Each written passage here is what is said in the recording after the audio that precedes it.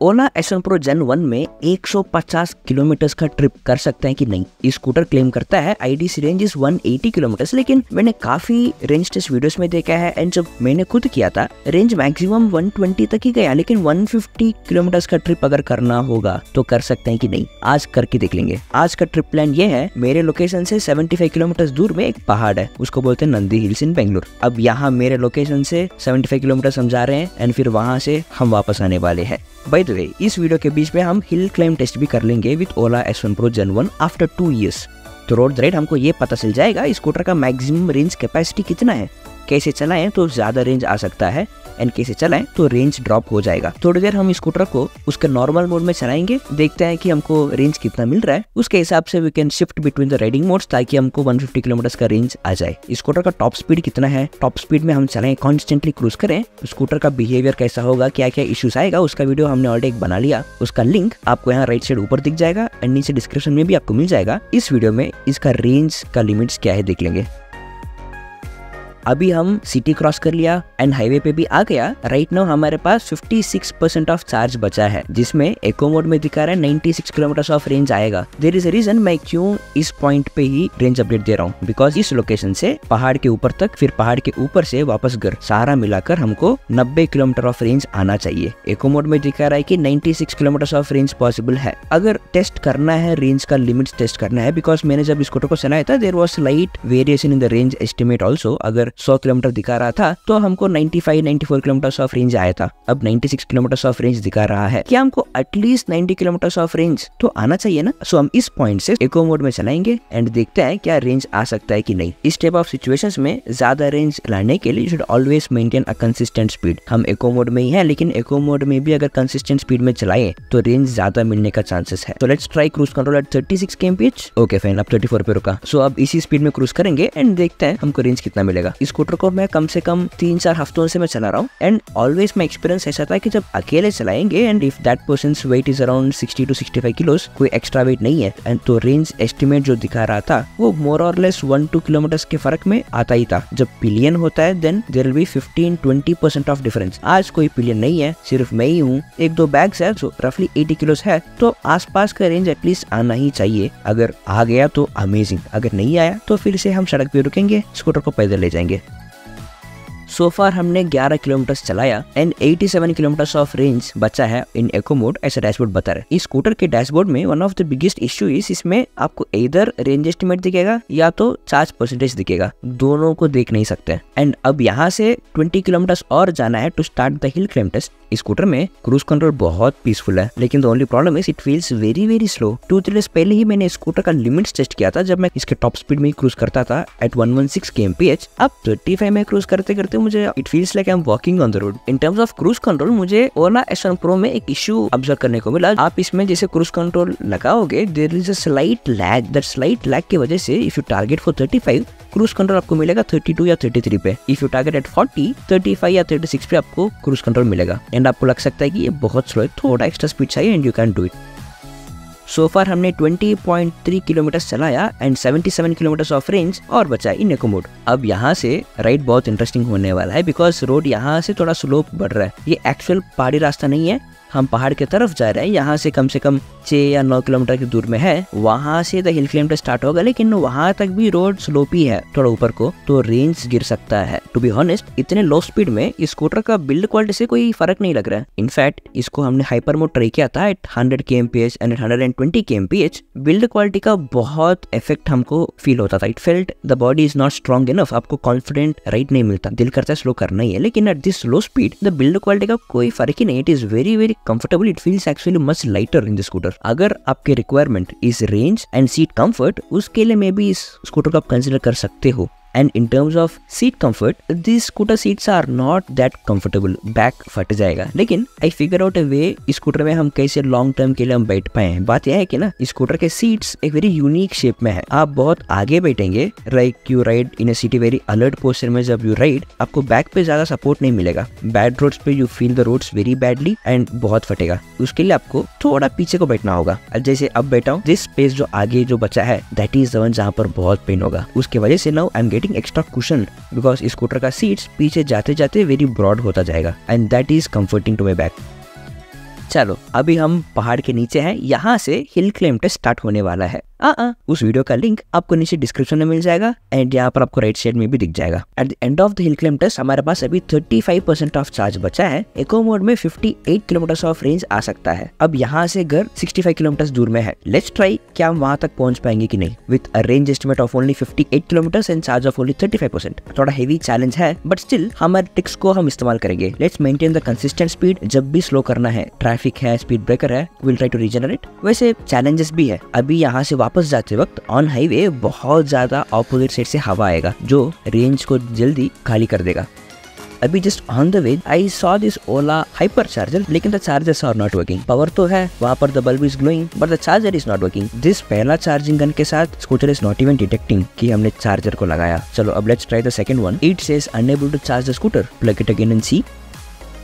Again it says unable to charge the scooter. अब इस तरह का चार्जर्स रखकर एक काम नहीं कर रहा है तो रखने का क्या फायदा है। And Ola announce that they are gonna expand the fast charging stations to 10,000 across the country. जो एग्जिस्टिंग चार्जर्स है वो खुद काम नहीं कर रहा है, नया चार्जर्स ऐड करने से आई एम नॉट श्योर कितना काम करेगा वो। एटलीस्ट जहाँ पर इस हाइपर चार्जर्स के साथ एटलीस्ट एक 3-पिन सॉकेट को रखना चाहिए था, जहाँ पर if the fast chargers are not working at least हम उस 3-पिन सॉकेट को यूज करके अपने पोर्टेबल चार्जर से हम चार्जिंग कर पाए। मैंने 2-3 ओला एक्सपीरियंस सेंटर्स के पास जाकर वहाँ फास्ट चार्जर्स भी ट्राई किया। हमेशा फॉर एवरी एक्सपीरियंस सेंटर 1 या 2 फास्ट चार्जिंग गन्स होता है। ऑलमोस्ट इन एवरी प्लेस मैंने ये ऑब्जर्व किया है कि दोनों में एक ही काम करता है, सिर्फ एक। अंदर जाके स्टाफ को बोले their response is also very bad. I think these things have to be fixed. It is only these things जो कस्टमर के एक्सपीरियंस को एनहेंस करेगा। आपके साथ कभी ऐसा एक्सपीरियंस हुआ विद द फास्ट चार्जर्स जो काम नहीं कर रहा था एंड विद द शोरूम कोई बैड एक्सपीरियंस रहा? आप जरा नीचे कमेंट्स में आप शेयर कर लेना कि हम सबको पता चले how is Ola experience once you purchase the scooter. Range update, so far हमने 20 किलोमीटर चलाया एंड 43 किलोमीटर ऑफ रेंज और बचा है। हमने जब स्टार्ट किया था it was at 56 kilometre of range estimate. अभी रेंज एस्टिमेट सिर्फ 13 किलोमीटर गिरा, लेकिन हमने 20 किलोमीटर चला लिया already thanks to the consistent speed in eco mode. वो बहुत काम आ रहा है आज। इस पैटर्न में हम चलते जाएं तो आई थिंक हमको 60 या 70 किलोमीटर का रेंज डेफिनेटली आ सकता है स्कूटर में, विच इज वेरी इंप्रेसिव। अगर वैसा हो जाए तो हम सीधा हम घर भी पहुंच सकते हैं। रेंज अपडेट, सो फार हमने 30 किलोमीटर चलाया after the range test and 32 kilometre of range और बचा है as per the dashboard. Amazingly काम कर रहा है दिस कांस्टेंट स्पीड में कंसिस्टेंटली जाने का ट्रिक। एक्सेप्ट इसका seat comfort is very bad man. अभी इट्स ऑलरेडी 1:45 PM, हमने सुबह 7:30 बजे स्टार्ट किया था। It is so hot now, so hot seats and so bad seats. अब मैं सीट में थोड़ा एडजस्ट करके मैं जितने पीछे भी बैठूं फट तो रहा है। Seat is not really great for so long rides. आपको बीच बीच में ब्रेक्स लेना ही पड़ेगा, लेकिन ब्रेक लेंगे तो we lose the momentum. Range drop हो सकता है। It won't be a lot of drop but that few 100 metres जब पहुंचने वाले हैं टू चार्जर या टू द घर then it will make a lot of difference. So I am just maintaining कि मैं स्कूटर को कहीं रोकूं नहीं, नॉन स्टॉप चला रहा हूँ। Let's see how it will go. वैसे इसके क्रूज कंट्रोल में ना देयर आर 2 इश्यूज। पहला, आप किसी स्पीड में क्रूज कंट्रोल जब लगाओगे, फॉर एग्जाम्पल मानते हैं कि आपने 35 पे लगाया, लेकिन क्रूज कंट्रोल में थोड़ा लैग है। आप 35 पे लगाते हो तो 33 पे आकर रुकता है। अगर 40 पे ट्राई करेंगे तो 37 या 38 पे आकर रुकता है एंड उसके बाद you can't increase the speed also like in Hero Vida. Second problem is जब क्रूज कंट्रोल में होते हो and if you want to come out of the cruise control, आपको इधर एक्सेलरेट करना पड़ेगा या फिर रीजनरेट और फिर ब्रेक। तीनों में जो भी करे there is 1 to 2 seconds of lag in the scooter जो आप कॉन्शियसली फील कर सकते हो। अभी फॉर एग्जाम्पल 32 में है, क्रूज कंट्रोल में है एंड जैसे ही मैं स्लो करता हूँ there is that 1 second of gap of lag for the scooter to slow down. इस चीज का आपको ख्याल रखना पड़ेगा। अगर आप क्रूज कंट्रोल में चला रहे हो एंड आगे ट्रैफिक है, एक्स्ट्रा 1 सेकंड के पहले से ही क्रूज कंट्रोल हटाकर स्लो करते रहना।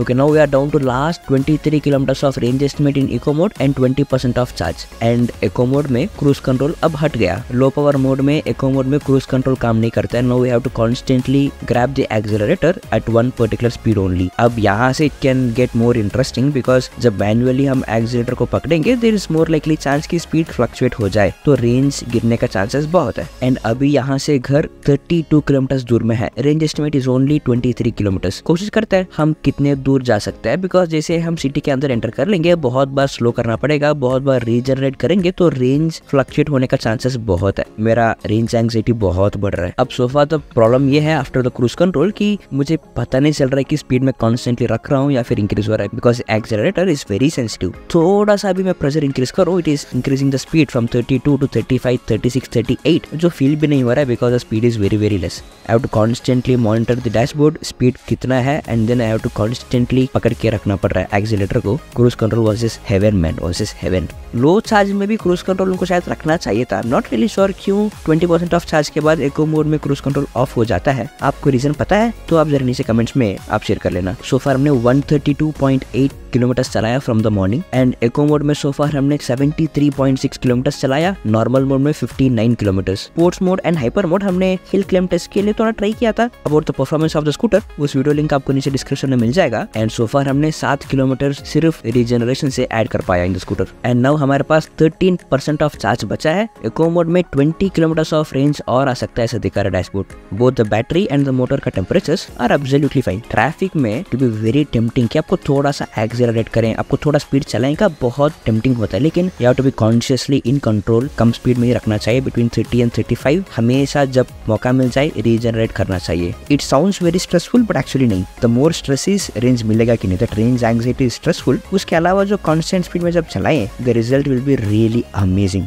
अमेजिंग। आई हाईली रिकमेंड कि आपको मतलब इतने रेंज एंग्जाइटी को उठाना मत, but just try this trick of riding in consistent speed, and जब मौका मिल जाए तब रीजनरेट करने का। I am sure you will be amazed by the amount of range. अभी बिकॉज चार्ज भी कम है एंड हम 30 में इस फ्लाईओवर को चढ़ रहे हैं, the scooter is really struggling, I can feel it. And अभी हमारे पास 18 किलोमीटर ऑफ रेंज और बचा है, एंड घर यहाँ से रफली अराउंड 25 किलोमीटर के दूर में है रफली। अभी हमारे पास आई थिंक उतना रेंज नहीं है for us to reach the house, तो लेट्स मेक श्योर कि एक बैकअप रहे। अब यहाँ से 16 किलोमीटर दूर में कड़ुबीसनाहल्ली नाम की एक जगह है, वहाँ पर एक फास्ट चार्जर है, मतलब वहाँ पर एक ओला एक्सपीरियंस सेंटर है, तो वहाँ पर एक शोरूम है एंड वहाँ पर फास्ट चार्जर है।